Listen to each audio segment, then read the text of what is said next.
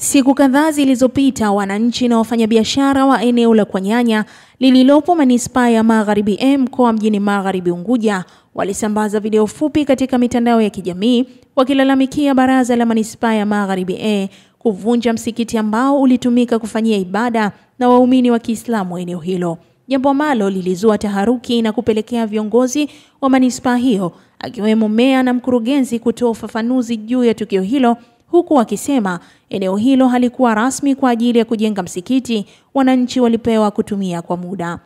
Tukio hilo limepelekea mkuu wa wilaya ya Magharibi Mheshimiwa Sadifa Juma Khamis kufika katika eneo hilo akiwa ameambatana na mkurugenzi Mbaraka Saidi Hassun na kuzungumza na wananchi hao kisha kufikia muafaka. Katika mazungumzo hayo, Mheshimiwa Sadifa amewataka wafanyabiashara hao kuwa na utulivu, kwani tayari serikali imeshaweka utaratibu maalum kwa ajili yao pindi soko husika litakapokuwa limekamilika na litakuwa na sehemu ya kufanyia ibada, huku akimtaka mkurugenzi kuwaonesha sehemu ambayo itakuwa maalum kwa ajili ya kujenga msikiti na kuondoa sintofahamu iliyopo. Kwa hiyo mkurugenzi kwa vile ameshakuja kunionyesha maana yake ni nini kwa kipindi hiki ambacho watu watakuwa kule, si vibaya watu wakawa wanafanya ibada pale walipo, lakini lile eneo ni eneo la muda.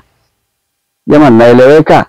Kama kweli hoja ni ibada, ustadhi, kama hoja kweli nini ni sehemu ya ibada, tukiacha pale tunakusudia sijui nani walengwa wa hapa ni wafanyabiashara wa soko, ambayo bahati nzuri mtaro unatengenezwa hapa. Na mimi ninachotaka kukifanya mkurugenzi, kwa kule yani ziwe na njia zaidi ya moja.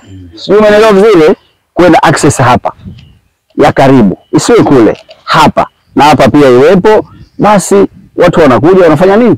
Ibada. Kwa upande wake, mkurugenzi wa manispaa ya Magharibi ndugu Mbaraka Saidi Hassun aliweza pia kutoa ufafanuzi zaidi juu ya eneo hilo mbele ya mkuu wa wilaya na wafanyabiashara hao na kutoa mwongozo kamili. Hasa hapa ndo pana uzio wa msikiti. Msikiti ambao kwa mujibu wa ramani nilikuwa nayo mimi ina ghorofa 2 ambao wanaingia waumini 2000. Mna chumba cha maiti, mna maduka 4 ambayo haya yatatumika kwa ajili ya kuendeshea msikiti.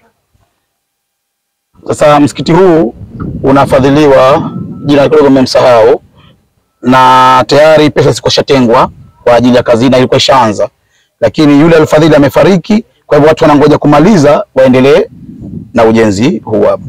Na taarifa nyingi, kwa sababu msikiti nilivyokuwa na uhitaji aliniletea mtu huyu sheha wa shehia hii ya Chueni, sababu nilikuwa nahitaji sana, kwa sababu humu ndani ya soko tumeweka sehemu ndogo sana za kusalia, hasa mama zetu wanawake, sababu tulijua kwamba hapa panakuwa pana uhaba wa swala zima la kuswalia.